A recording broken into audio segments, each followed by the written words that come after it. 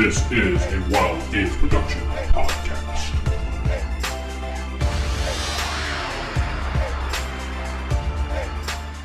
Welcome to the D&D world.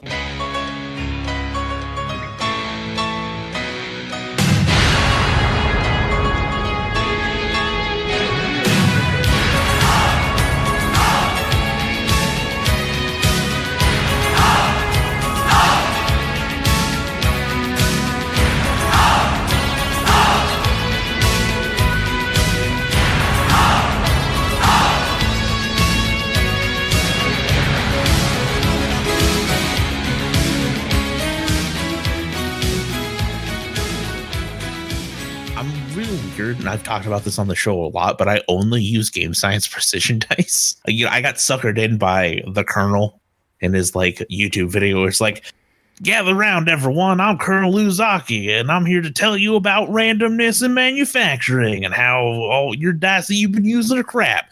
Choose all natural game science dice made with the best polymers around. I think there's something to be said for the idea of, if you're going to use a set of dice for essentially years and years and years, once a week, you should probably want them to be as random as possible, which is the only function they serve. Yeah. So I'm on your side. All right. Well, anyways, welcome to the Save or Die podcast, a podcast about classic Dungeons and Dragons. I'm one of your hosts, Crispy. I'm one of your hosts. I'm two of your hosts. No, that doesn't make any sense. Carl's actually, the role of Carl tonight is played by Christian Bale.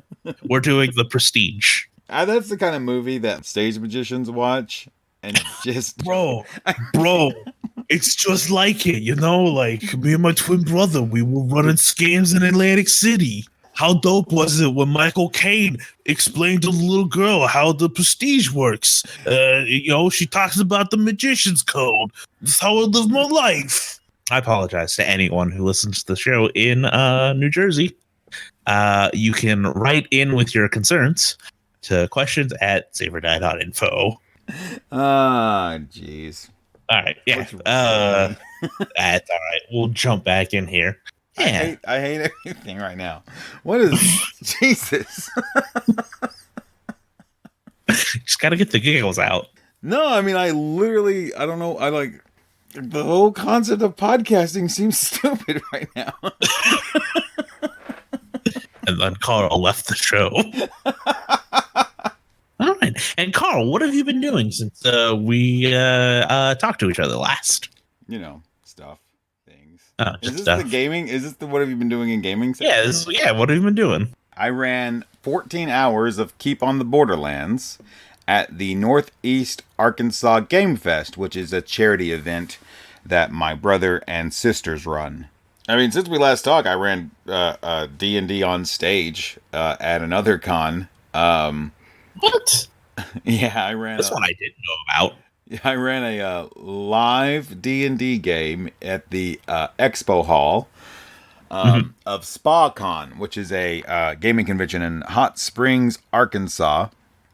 I hate to say I ran it for an audience of 200 people, even though it sounds super cool, because those 200 people were in the vendor hall, essentially, there to shop and buy stuff.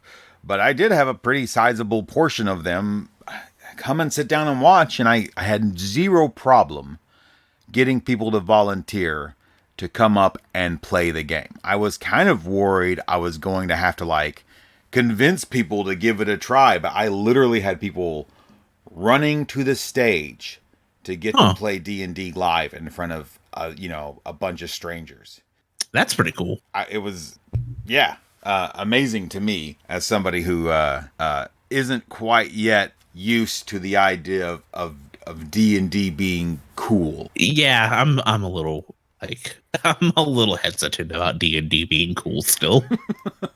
I'm not hesitant about it. I want D&D to be cool. I've always thought D&D is... So there was a time in my life, Crispy, confession time.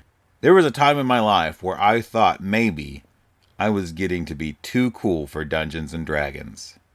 And I learned two truths after that time of my life. All right. D&D is cool, and I'm not. I've never not thought D&D is cool. Because to me, it's like, oh, this is the coolest thing. But I also very much realized that D&D is not cool. Well, it is now again for the first time. But like I still keep it a secret. Like I don't let people know. I have no shirts that have D20s on them or like the dragon ampersand or like art from a module. No, I keep it a secret and I don't tell anybody because to me, like I'm still that kid in high school who like brought his DMG to school in his backpack and was like opening it up during lunch and like being super secretive about it because I didn't want anyone to like know. When my wife and I got married, she suggested that I do something Dungeons and Dragons like with my groom's cake because she knew it was just such a big thing that I've enjoyed. And she said, well, maybe you should put some miniatures on there and it could be like a D&D like dungeon or whatever. To me, I was like, no, like, I don't want to. Like, what was I worried that at my own wedding, some guy was gonna like smash my cake out of my hand? Nerd. See, because like, and I'm gonna maybe offend some listeners with this, and I apologize. To you, but like, I'm engaged. I've been talking about marriage stuff, and like, I'm the one who put the kibosh. I was like, yeah, I don't want any of that nerd crap. I don't want us to have like a Lord of the Rings wedding. I don't want any kind of like D&D stuff or like Star Trek or Doctor Who themed, because like, I want to be able to show people that like I want to become friends with photos of my wedding and not have to like explain that portion of my life to them. The whole idea of that, having like a Star Trek wedding, for example, I dislike the concept in general. As much as I love fantastic genre fiction and all that, I mean, I love Dungeons and Dragons, I love Lord of the Rings, I love these things. They're a big part of my life. Centering your wedding around them is almost the message of these are just as important, if not more important, than this event. And I don't agree with that. It's just not. I mean, we had a very traditional wedding with very traditional themes and choices, and it was just the way we wanted our wedding. Yeah, no, I'm in the same boat. Like, I know exactly what you mean, because it's like the thing I do at work is while I work in an office, so I literally just listen to pulp fantasy novels for like 8 hours a day. Like, I'm not saying I don't dislike these things. I really, really like them. It's just like, I don't know, man. I just want to have like a traditional wedding. I don't want to dance the time warp at my wedding. I know for a fact, 100%, there are going to be multiple people who listen to this and be like, I did that at my wedding. You're a mean person for saying these things. And again, that's just me. That's nothing against you if you did that. Crispy, what did you do in gaming this since we last talked? So I joined an OD&D play-by-email campaign that uses chainmail as the combat system. We got a response from our last episode when I was like, hey, people, please tell me about this if you've done it. Somebody actually reached out to us and then joined our Discord server, and we've been like chatting. He's been answering questions we have and stuff like that. And yeah, we're in the first round of the first combat I'm involved in because it's play by email, and it's going to be slow going. But yeah, I actually understand chainmail a lot more now that I've actually read it in the context of making a character for it, and I'm super excited about it. Like, it turns out that I guess the thing that people did when they were running it was they actually used the mass combat rules instead of the man-to-man rules. And I guess there's some supporting evidence that the original version of chainmail was actually man-to-man rules, and then they extrapolated it and made it 1-20 scale miniatures. So it was always meant to be this sort of thing. And yeah, it's been like super cool. Like my cleric, I'm playing a cleric. He is from we're in Greyhawk, so he's from Narm, and I worship Crom. And it's like I'm also listening to the Conan books right now on audiobook. So that's like yeah, I'm gonna take Crom, and I get to do like all kinds of Conan curses, or I'm just like Crom. And my cleric, he fights as a normal man, and he defends as heavy foot and attacks as light foot. So I only get to roll it to hit rule if there's me and another person attacking things. So that'll be really interesting when that actually works out. But I have to have a buddy next to me to be able to even score a hit, or to have the chance to even score a hit. So that's going to be interesting. I'm like, I want to see how that plays out. And then this past weekend, Full On Gamer from Thaco's Hammer was in town, and I went and played Avalon Hill's Naval War with him. And he's got all these different variants that he created. Well, he has a Galactic Naval War, which is Star Wars, and then he has Starfleet Naval War, which is Star Trek, and we played through those. And I won, so you boys, the best gamer who ever lived. I'm undefeated in Avalon Hill's Naval War. I have retired champion, so I'm not accepting challenges at this time. But yeah, that's basically what I did. This is unrelated, but what I think is a really good Arnold Schwarzenegger impression, which I know everybody thinks their Arnold Schwarzenegger impression is good. See, I know my Arnold is bad, but like I speak German, so I can nail the accent. Well, the thing is, I can only do it if I go like "lol" for like 5 minutes until I find the right pitch. Those are called trigger phrases. Those are actually that's a skill that voice actors actually use in order to get in character. So I can't ever do it for anybody. I can't, because I'm like, well, first I gotta like just yell at you incomprehensibly for 5 minutes. You could go in the bathroom and do it, but then if you're too loud, I could see people like being like, "Hey, you okay in there? You okay, buddy? You're making a lot of noise." And yeah, it's much like how I feel about Dungeons and Dragons. It would be too hard to explain. I think we should get into the actual show topic. So as promised, we are doing Gas 5, Gazetteer 5, The Elves of Alfheim. And boy, oh boy, do we hate this book.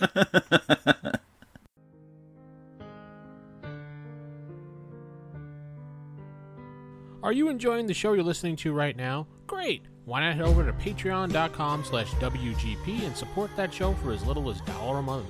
$1 a month goes a long way to helping support the network of Wild Games Productions. Again, that's patreon.com/WGP. Thank you. It's weird because people say that Gaz 4 is the weird one. And like I fully intend to continue to do the Gazetteer series. But this one was real rough. Gaz 4 was like fun and weird and like had a lot of cool ideas about, you know, becoming king by your own hand at an adventuring tournament and stuff like that. And this one is just there's a lot. There's certainly a lot of pages. But I think maybe only 20 out of the 93 are something that I would actually enjoy and use. I think one of the things about this Gaz compared to Gaz 4 and why we've had such a visceral reaction to it is I have zero opinions what the island kingdom of Urindi should be like. I have lots of opinions of what elves should be like in a fantasy game. And it just happens that these elves don't match those ideas. Because of that, I have found this less enjoyable than I did the last one. Yeah, I never realized how much I don't care about fantasy world taxes. Like, it's something I don't care about. Like, it's not something I think it should be focused on. This book definitely cares a whole lot about fantasy world taxes, and I wanted to claw my own eyeballs out. I actually used taxes when I ran B2, and typically when I run B2, I tax all treasure that comes back to the keep. And what I do is I provide ways for less honest people, I guess, to get around that. There might be a secret entrance or a sewer entrance or something like that to the keep, and it provides these kind of role-playing choices to kind of try to get one past. You know, it's just something, I think that's a fun way to implement it. Yeah. What I don't like is the idea of elven taxes, full stop. I don't think elves have taxes. I don't think elves care about taxes. It's funny that you say that, Just to interrupt, I'm sorry, real quick, because the way the book sets up the elves is they definitely portray the elves in that manner. Like, this is a group of elves that would not care about taxes, but here's 5 pages about how elf taxes work. Yeah, I mean, I think one thing to keep in mind is this is about the town of Alfheim, which is an elven town set up to emulate a human town. Yeah. And while I like that idea narratively, I think how I would run that, you would pay taxes in berries. Like, it would almost be insulting. Like, it would almost be like you feel like the elves are mocking humans, not completely so successfully emulating what a human town is like. I really like that. The thing that makes me take umbrage with it is my idea of what D&D is over the years has gone very much because I was, I started playing in 3.5. So it's gone very much from the simulationist end where I was like, yeah, it's so cool that there's rules for lava and how falling damage works to like, I want to swing off a chandelier, do 3 backflips, and then like stab a dude and go, haha. That's all I want from my D&D experience. So things like, how do taxes work? Don't worry about it. They work. I think we have a lot of negative things to say about this. Let's, I think, start into a compliment sandwich and start with the good stuff. Well, before we can say another bad thing, let's say something nice about it. That's what we do. So it doesn't feel bad about itself. Yeah. I think I wonder if this is going to be the case for the other gazetteers going forward, is that this book, as it's written, is a great campaign setting. Or not a great campaign setting, but it's good as a campaign setting. And I wonder if that's going to be the case for like Dwarves of Rockholm and like all the other gazetteers that we've missed or will review in the future. Which is kind of weird because like it takes place in a campaign world, but I think there's enough here where you could just have a campaign centered in only Alfheim, and that's your game, and you don't have to worry about the outside world of Mystara. Do we both need to say something nice about it before going on? I mean, like, I don't know if you have... I have nice things to say about this. Okay. I know. Yeah, say more nice things. I have, like, notes of names. Well, I'll reiterate this point. I really do like the idea of the elves setting up this kind of town of like human emulation. I don't know that they would do it for trade. I would just play it up for the comedy of that. I like the idea of it, though. I like the idea of the elves have invited you to their festival day, and it's just they're I don't know. I mean, just kind of almost mocking humans. I get exactly what you're saying. Like, they like do something that's reminiscent of the human festival, and like all the elves sort of look at you, like how you react. They're just like, huh? Mm-hmm. Yeah, we have a big feast too. Huh? Yeah. Look, we're just like you. There was a great cast of like detailed NPCs. In this, maybe a nice thing. Let's say bad things now. No, I was gonna do nice things up front and then bad things. Oh, but no. I think we should go. Oh, nice thing, bad thing, nice thing, bad thing, nice thing, bad thing, nice thing, bad thing. All right. Something we like, something we didn't like. Here's the thing I hate. The first 40 pages of this book are just setting materials. There's so much focus on the why of things that it like completely strips out the like creativity of the DM. Like I really think it's cool that like Alfheim is in it was in a once arid area that they terraformed to be elven, but like I don't need to know how. Like I don't need to know about the rain ritual, and then I don't need to know about the drainage system. It's so dumb. It's like, why are there 7 pages devoted to the sump? I think it's one of those things where, you know, there isn't a perfect balance for everyone, but there is somebody who wants that much detail in their campaign setting, and it's something that someone like me who doesn't want it can ignore, but it's not something that someone who does want it could add in, because the reason they want this is because they don't have the time or inclination to create a detailed campaign. This does something I hate in classic D&D, is it treats all elves as elven adventurers. And it's just I don't like it. So they talk about like the elven military, the war bands as they're called, I believe in the book, and they have fighter elves, magic elves, and scout elves, and all of those things are just an elf who focuses on different elf magics, like different magic user spells. And it's like, well, no, you could have totally provided us with 2 new classes. You could have just given us elven magician, or even 3 new classes. You could have given us just like the elven wizard or the elven scout and have it work more like a ranger or something like that, and then given us a pure elven fighter, like a blade dancer or something along those lines. And it's like such a missed opportunity to just have all elves work the same. Like, it would have been great to have, because I know in later Gazes, you get like monster PC classes, right, and stuff like that. And it was just, I feel like it's a really missed opportunity. Well, I think, I mean, I'm in a little bit of a different of opinion of you. I like the idea of all elves being inherently magical. That's one of my strong preferences for BX, is that elves are just inherently magical. I like that in classic D&D, that elves are just a magical entity in nature, in their natural state. But in my games, they're so rare that I make it a big deal when someone plays an elf. It makes a wave when they enter a town. I also like all elves being magical, like to some degree. But I think that having them all work like the elf class, the elven adventurer, I don't know, just takes something away from the elven adventurer. I still maintain that I think it's a missed opportunity to do something really interesting with your elves.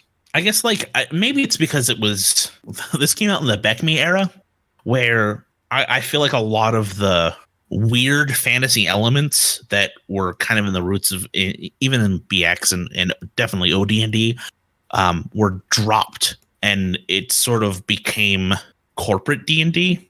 There's an interesting thing that happens. This is kind of getting a little off topic. If you look at the type of fantasy D&D is over the years, and it happens in the 80s, it definitely happens in the mid-1980s, is D&D becomes so established as its own powerhouse of fantasy that it then starts drawing on that style of fantasy to create more media. So D&D fantasy, the genre, becomes the genre of fantasy that D&D emulates. So it kind of becomes like this weird inbred genre. It becomes a snake eating itself. It becomes a snake, yeah. And I feel like eventually run out of ideas if it doesn't keep pulling from fantasy as a whole, and even some science fiction. It'll eventually just be this self-referential nothing. And that's exactly what it is. And it's definitely the case as time goes on that it becomes self-referential. I think we're on something. We should probably definitely do something we like. Okay. Or not necessarily what we like, but something that like maybe the book does well. Hey, Crispy. Crispy. Yeah. Yes. Hey, Crispy. Say something nice about this book. It is made of wood. Wait, no, you said nice, not factual. I can't. I literally can't. I hated this book so much. No, there's gotta be more. So it's like for this, I mean, like, it kind of goes with my mindset. Elven coins are rare, minted more as novelties or art objects than as money. So it has this idea, elves don't really dig coins, but then the setting we get in Alfheim is that they use coins all the time. They're just human coins. And I guess my problem with this book, I'm supposed to be saying something nice. It's hard. It really, I think, like you'd mentioned it before the show, like the type of gamers that we are, Like, Yeah. I don't think, like, I can fully admit this product is not for me. Right. Even though I'm on record as like being like elves are my favorite class. I love elves. If I ever have a Magic the Gathering deck, I choose to play elves. Like, elves are my jam. I can't believe I dislike this book as much as I did. Yeah, I mean, to me, it's just I personally prefer the kind of elves that they talk about in the background. The Alfheim town is so antithetical to elves that it becomes less interesting to me personally, just because it's not the type of elf I run. I would never have this organized a city. And it is very detailed with Alfheim Town. Like, it talks about like what there's a whole thing about what embassies are where and what bars the ambassadors at the embassies who like live in that particular portion of the town go to, and if they're friendly to outsiders or not. Like, it gets really, really detailed, and I think it gets detailed it gets hung up, I think, on the wrong stuff. Okay, I'm Like, gonna I say would've something gone- nice. I'm gonna say Okay. something nice. Okay. I got a nice thing to say about this. I think the idea of an elven use name is cool and awesome. Oh yeah, I really like that as well. Fantastic. And I want to adopt it for all elves across the board in my game. The idea that their magical powers, or a portion of their magical powers, don't work if you know their real name. I love that. That's the kind of like fanciful wonderment I want to exist within the elves in my game. And I love that idea so much. When I read that, I was like, that's really where I want this to be. It's absolutely like an Irish folklore thing. But also, if you ever read any any like play example of classic D&D, the elves always named like Silverbow or like Greenleaf or like Benny Arrows. They're never given like, I am Lothliriel of the house Findiel, which I think is how you pronounce one of the house names. It's never that. Like, they never have proper names. It's always like a descript, like I'm Many Hunts, the elf. Like, having that use name is great. Do you have more you liked? Because I'm almost ready to like drop the facade and just tear a new one. I don't think. I don't want to think of this as a facade. It's a facade for me. I want to think of this as, how can I be constructive in my commentary on this? Because honestly, me saying I don't like this product without focusing on the specifics of what works and doesn't work in it isn't information that can be used by someone else to determine if they don't like it. Because if I don't like it, you may love it. It doesn't give you any information. I mean, there's a lot of stuff I dislike about it. So, but I still want to be cogent in my reasoning and understanding of that. Yeah, I think it's useful as a matter of critique to go, I don't like this because of these reasons.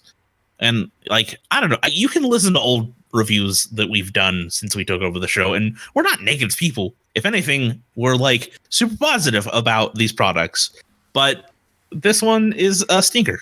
Okay, well, I said something good about it, so I'll say something. It's real good if you want to play companion rules or expert rules. There's a lot here for if you were doing a hex crawl or political intrigue. It definitely details the area. I guess I'm saying something nice here. It details the area really well, geographical and where the towns are and sort of what things you can find in them. And then it also gives you a really large cast of major players. So I don't think this is good for the basic game, which is kind of my wheelhouse. Mm-hmm. But if you're in the expert rules or in the companion rules, I think there is a lot here that you could use. I think it's more geared towards a higher level play, which is maybe why I don't like it. Well, one thing about the companion rules and it being about higher level play, that is something worth mentioning, is this does provide an elven level matrix up to level 20. Yes. So that's one reason to look into this if you are playing at higher levels. The other thing it provides is an elf-specific spell list that includes both some clerical and druid magic and some magic user spells. That is something I really did like. I like that a lot. I love the idea that elves will have healing. I think that just to me is very an elven thing. The thing it does that kind of, I mean, I can understand why they did it, but I hate that the spell list isn't complete, because if you get to any of the druid spells, it says it's the same as the druid spell and then doesn't give you a reference to where to find that druid spell. Also, you have to buy an entirely new supplement to have those spells. So it's sort of an incomplete product. But there are also new monsters in the book that they gave complete stat blocks for. So it's not like they couldn't have. Yeah, to me, yeah. I mean, if it's a cleric spell, they tell you to go find it, the cleric spell. If it's a druid spell, they tell you to go find the druid spell. If that was a complete spell list, then this product would have been worth it for that. Because then I could have printed out that section, and that section would have given me elves to level 20, as well as an elven spell list with all the description of what they do. And instead, I basically get a bunch of things that reference me to other works. One thing I didn't like is that some of the spells are kind of stinkers.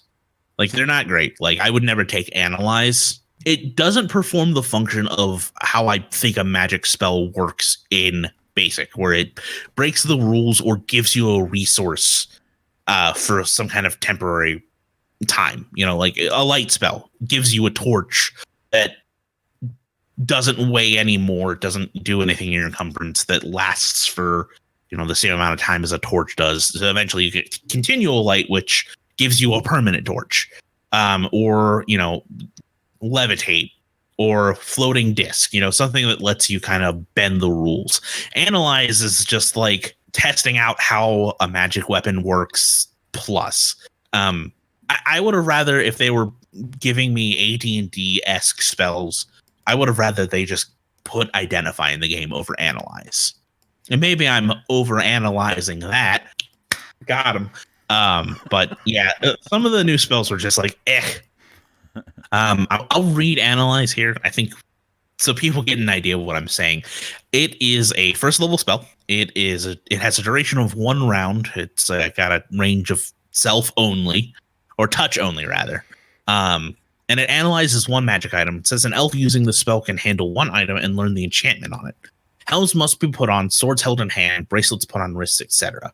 Any consequences of this action fall upon the elf as usual, though he or she gets the usual saving throw. The elf has a chance of 15% plus 5% per magic user level of determining 1 characteristic of the item, or of whether the item has no magic at all.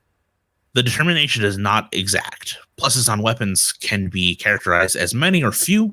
Charges can be estimated within 25% of the actual number. So the thing that I don't like about that is you, 1, waste a spell. You use a spell to see if something is magical. And then 2, you still have to do all the testing you would do if you didn't use a spell to see if it's magical.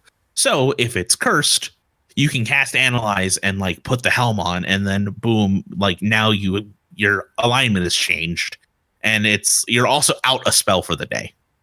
I really dislike this spell. I really actually hated this. It's like, what's the point? Just give me Identify, and I can cast Identify, and it goes, yeah, this is magical. It's cursed. All right, cool. Now I don't like. I used one of my spells today. I used my resources, and I'm out that. But you know, I haven't been turned into, a chaotic character now. I don't like it either. I mean, to me, it's essentially how I run, determining what magic items do anyway, without a spell. Yeah, yeah, exactly. That's how you figure out what magic items do in my games of D&D. You pick it up and you swing it at stuff until you're like, oh, okay, I feel like I'm fighting better with this, or oh, I put this on and I turn invisible, so now I know what it does. Yeah, what does this spell do? It doesn't do anything in that regard. When they are testing weapons to find out if they're magical, and they do like the requisite number of sword swings that you maybe randomly determined just by like feel, do you tell them what it does, or do you keep those things a secret?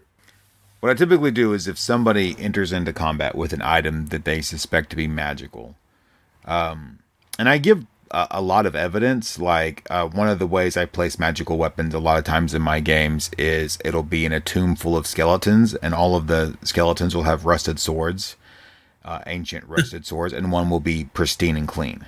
Once they start swinging that sword, I will let them know you feel like you are being guided in your strikes. You are able to fell blows easier, better, as if you were a more skilled warrior than you were. Mm-hmm. And saying that kind of like sparks that imagination. And there have been times where I've actually had a sword where the idea of it was the previous owner of the sword was helping you fight. Essentially, giving you battle strategies in your mind. But at that point, the mechanics are superfluous. Like, yeah, it's a +2 sword. Write down +2 on your sheet. Because to me, trying to hide the mechanics as a way to not think about the mechanics is just going to make somebody really think about the mechanics. So I that's kind of what I was asking is like, do you tell them it's a +2 sword? Do you tell them it's +2 with a +3 against goblins?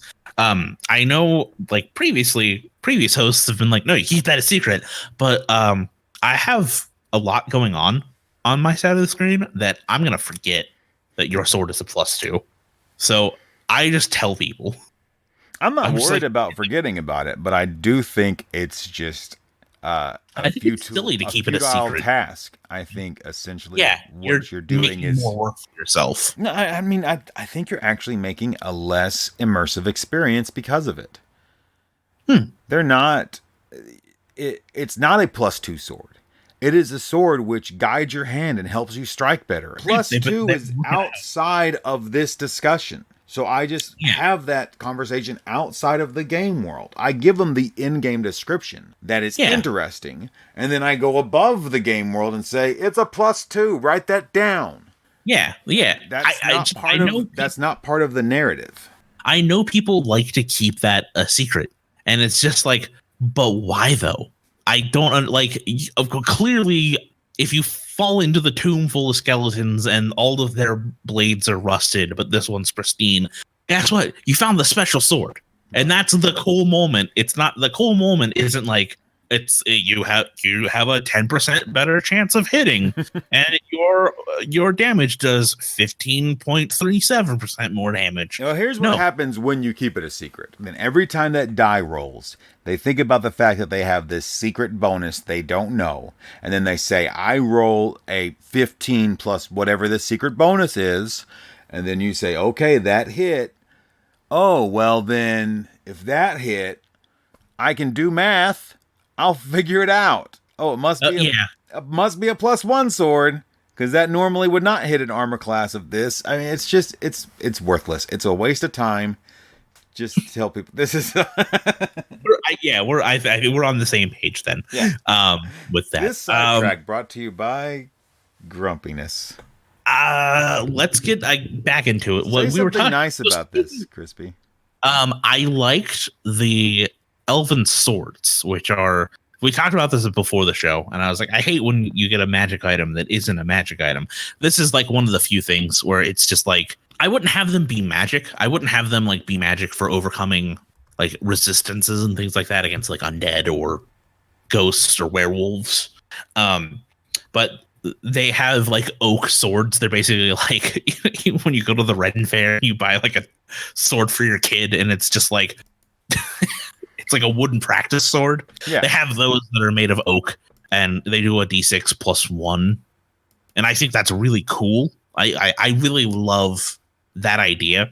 But I wouldn't make them magical. I believe they are magical by the book. Where it comes from in game terms for this setting is for the hex crawl aspect of this, because this is definitely geared towards expert and companion. There are a lot of creatures who on the random monster tables in Alfheim, in the forests, that you can run into that can only be hit by magical weapons. So these armaments that are, in this book, they're created specifically for the sort of verisimilitude of like, well, how do the elves protect themselves from a banshee attack or from a pack of shadows that are menacing, the smaller towns if they don't have magic weapons. And for me, I would just be like, well, it's an elven forest. It's full of magic.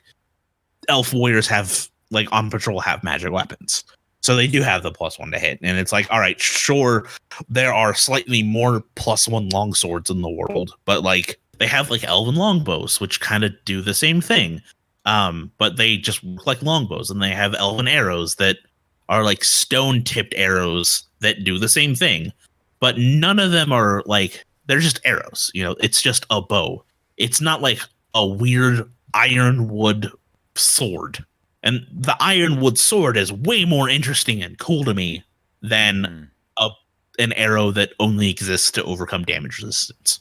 Yeah, I mean, there are benefits of a wooden sword.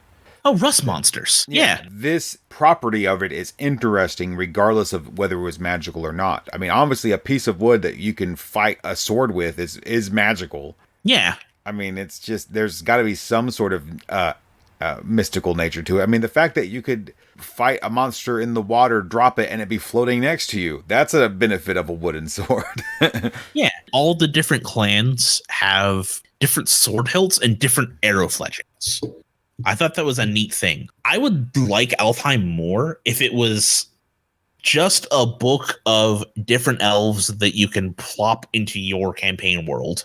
Mm-hmm. If it was just players options elves, I think I would love this book. If it's just here's the conservative clan that are the magic users, and here's the real foresty savage elves, and here are the elves that typically have more adventures come from them, and have that spread out throughout the world instead of just in one central location. Here's the inherent problem with this for me. Mm-hmm.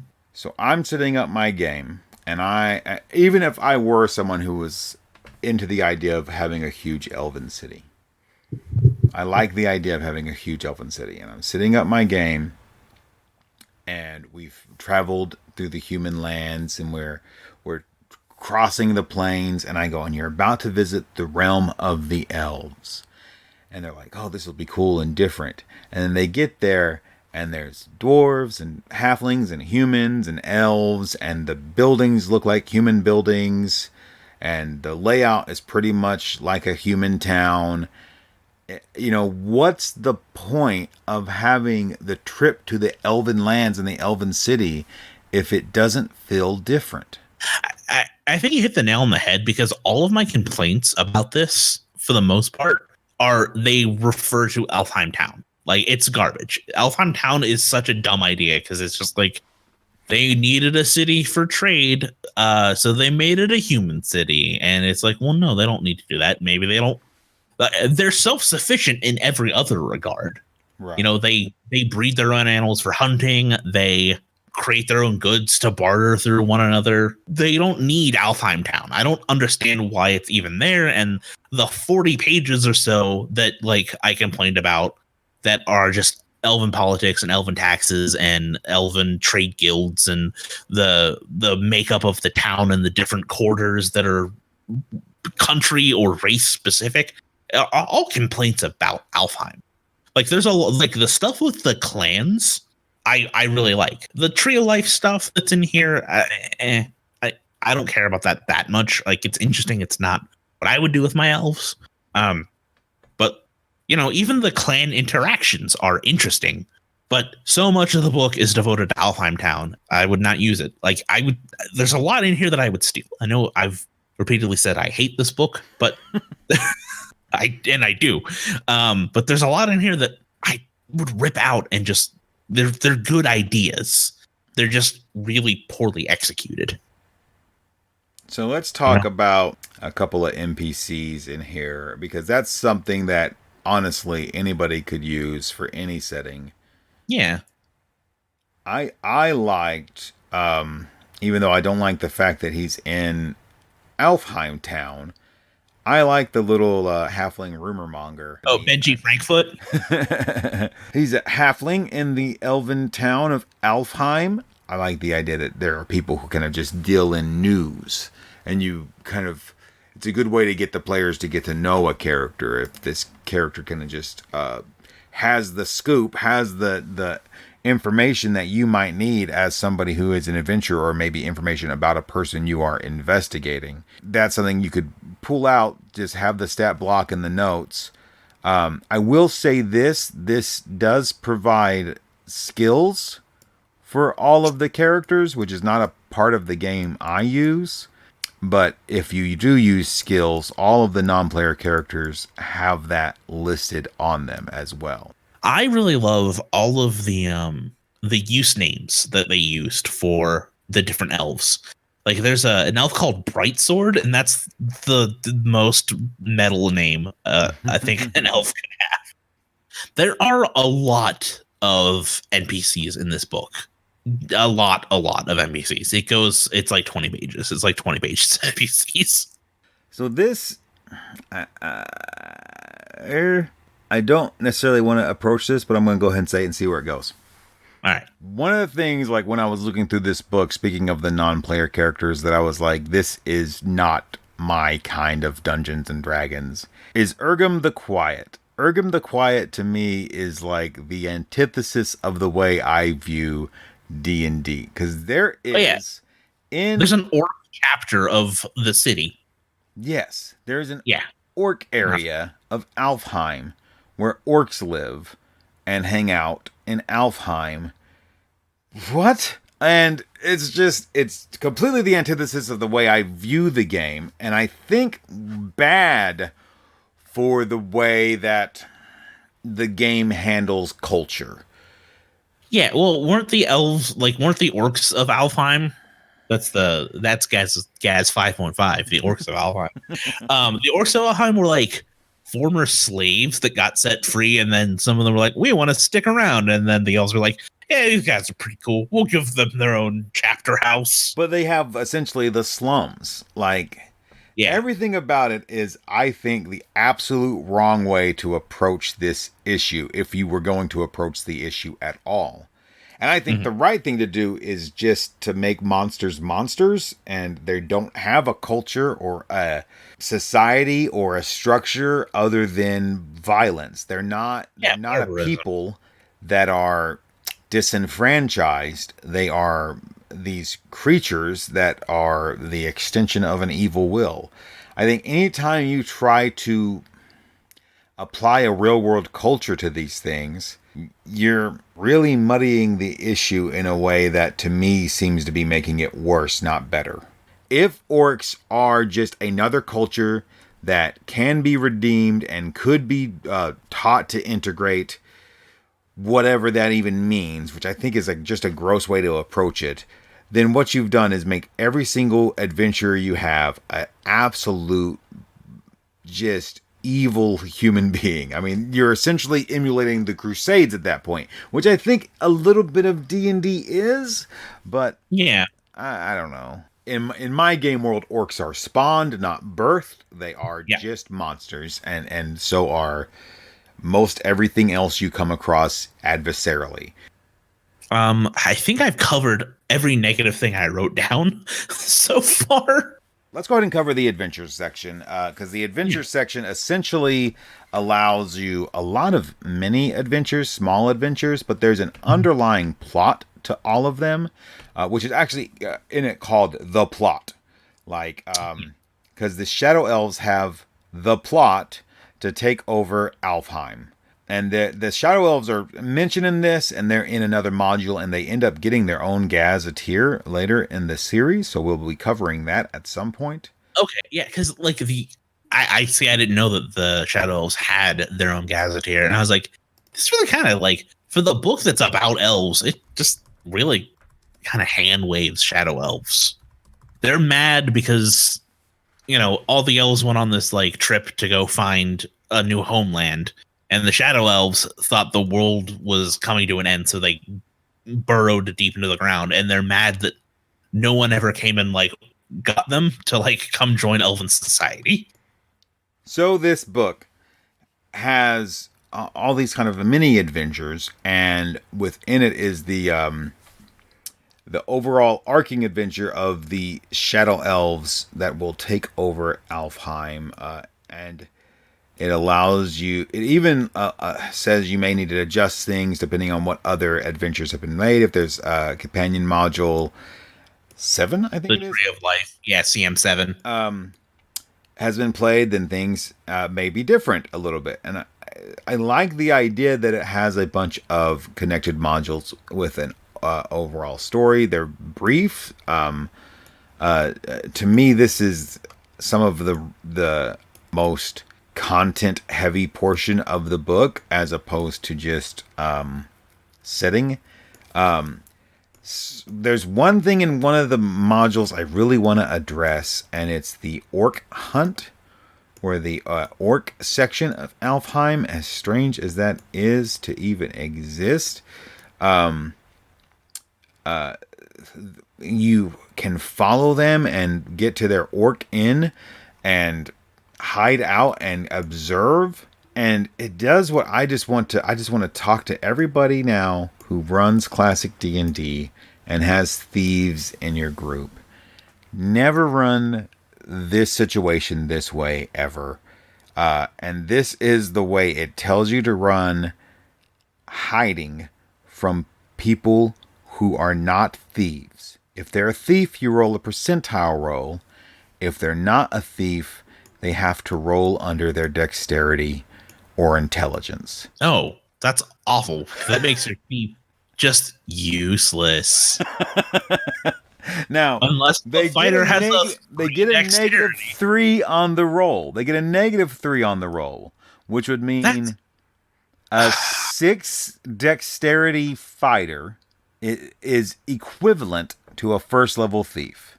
It would have to have their dexterity would have to be 6 to be as good as a first level thief. I mean, and I've said this before, I believe, on the podcast. If not, I've certainly said it in the Discord. Thief skills are too low. It's not good the way that thief skills are laid out. And I have different approaches to thief skills. But my number one suggestion for running thieves, when you have thieves in your party, is they do the sneaky stuff. And the other party members just do not do the sneaky stuff. It's a class ability. Let them shine in that moment. But if you were to allow someone else to do the sneaky stuff, you can't make them orders of magnitude better than thieves at it. Yeah. All right. Well, I think that's enough complaining for this episode. I just want to touch on real quick, just kind of how the book is laid out. And not so much like what chapters are there, but this is more for if you guys are wanting to print this at home. There is a player handout section. The nice thing about it is that if you were to print this at home, they are a different page color. So they originally printed on green paper instead of white paper. And almost every page is watermarked with a tree. It's prevalent in a lot of areas. So one thing, if you're going to print this out at home with the player sheets, I would print them out separately. I would just print them out. They are on green cardstock or green paper initially, or originally, I should say. If you do print this in grayscale, I tested this out. It looks fine.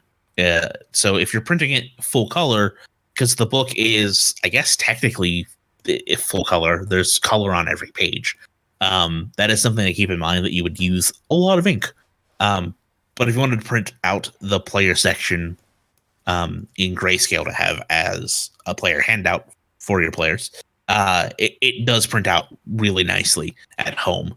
You can get this online from the One Bookshelf websites, DriveThruRPG, RPG Now, dndclassics.com. It is $4.99 for a PDF. It is a watermarked PDF if you care about that kind of thing. Scan's really good. It's super readable, very, very clean. It's got all the maps and like fold out maps and stuff like that in the back of it. So you can print the whole book and then just print those things separately. eBay, I don't know. Let's check eBay. Oh my God. This is super expensive on eBay. I'm looking, first listing is $179.49. That's the buy it now price. The one under that is $80 for buy it now. $99 buy it now. So somehow this book is super popular and in demand on on eBay. I don't understand it. I think it's a pile of hot garbage, but everyone has their own opinion. Yeah. So, Carl, would you recommend this product? I see things in here maybe I would use. There's a couple of floor layouts. I like having some stuff like that just printed up and in my DM binder that I can just pull out and be like, okay, here's a tavern. I mean, they even have one that literally says typical tavern, and there's nothing particularly elvish about it. You could use it for any tavern in any human village or halfling village or whatever, however you perceive those things to be. So I think for someone who's not really interested in running games in Mystara and not really interested in detailed campaign settings, I think there's still stuff here that can be used. But for me personally, if I didn't own this, it wouldn't bother me at all. But for somebody who's specifically interested in Mystara and wants to run games there, obviously this is valuable to that situation. It's just not me. I'm kind of in the same boat. Like, I definitely think this is for Mystara fans, and people who want the questions of how does the drainage system work, or how was this land terraformed, or how does a platoon of elves fight a creature that can only be hit by magic. It answers those questions, and it gives it gives workable answers for them. I was still able to pull out things that I liked. I did like the elven cultures. I would separate them. They wouldn't all be in one country. I liked the elven longsword. I still, even then, would not recommend this unless you can get it cheap.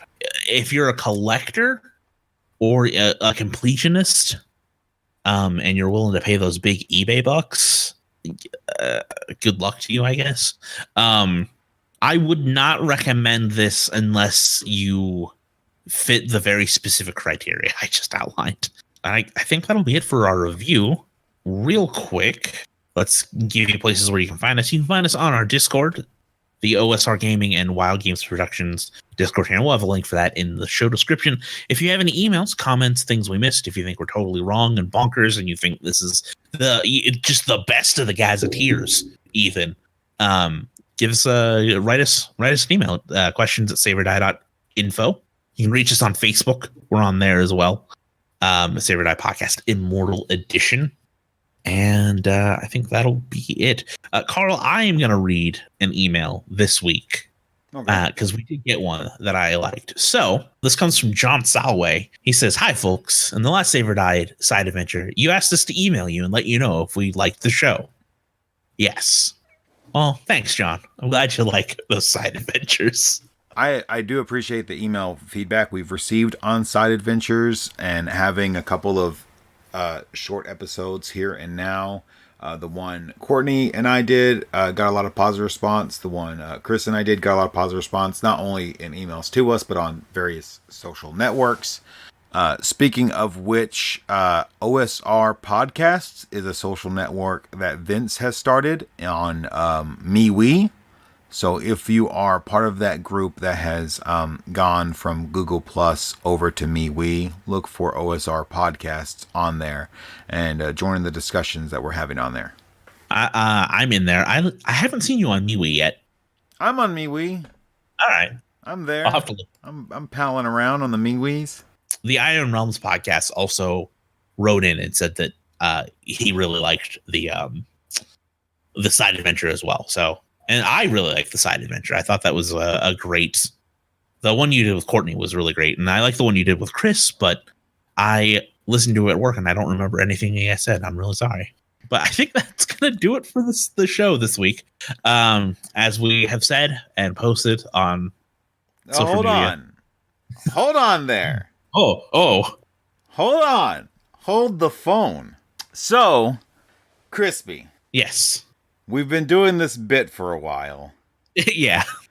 And it's not great. It's not a good bit. I have definitely we've definitely had funnier moments. So, I think there's two paths in front of us. We can drop the bit, or we can embrace it. Just so that being said, I wrote us a jingle. Oh my god. I wrote us a show closing jingle.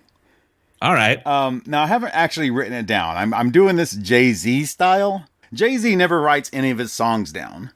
He just memorizes them and then records them. That seems like a lot of work. So I only got one shot. One opportunity. I'm filling this with rap references. This is not a rap. It's a jingle, like an old-timey commercial for the end of our show. And it has nothing to do with Dungeons and Dragons, and it has everything to do with pickles. Oh my god. Just really doubling down on that Vlasic aspect. Yes. So let's do the jingle. I'm super nervous about this. I want you to like this jingle. All right. Before you do the jingle. Okay. Now hear me out on this. I want to hear the jingle. This is not to postpone the jingle. I thought of a third option. It's, we could embrace it, we could drop it, or how'd you feel about doing because we haven't done one of these since I think like 2011. How'd you feel about doing a listener contest for a new closing line? I like the idea. I think a contest would be good. I think a new closing line would be good. New closing line would be great. Yeah. What's a prize that we could even offer for such? I mean, I guess you get to have the closing line that you decided to be in the show. I mean, I don't know what that's worth to anybody. Yeah, I would definitely be willing to put, money into giving someone a prize for winning the sign-off line contest. But before we even decide on that, I do want to hear the jingle. A cucumber would be mighty fine if it were soaked in a brine, so join me and sing along in my happy snack time song. Don't be fickle, have a pickle, keep it classic, eat a Vlasic!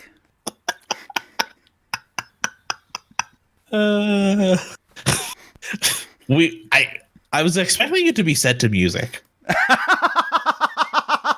So I hope what I've done is officially killed. Yeah, I think that we should abandon the classic Vlasic. I do too. Outro. I thought that for a while. Yeah. So bye.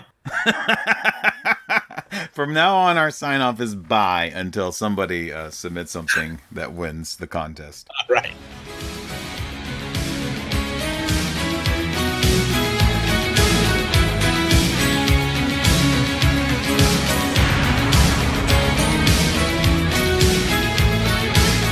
Well, let me tell you something, brother. The Save or Die Podcast Immortal Edition is a production of Wild Games Productions, brother. It is produced for entertainment purposes only, Jack. All other uses are prohibited, dude. So be sure to visit them at saveordie.info for more information, brother. What you gonna do when the Save or Die Podcast runs wild on you? Ooh.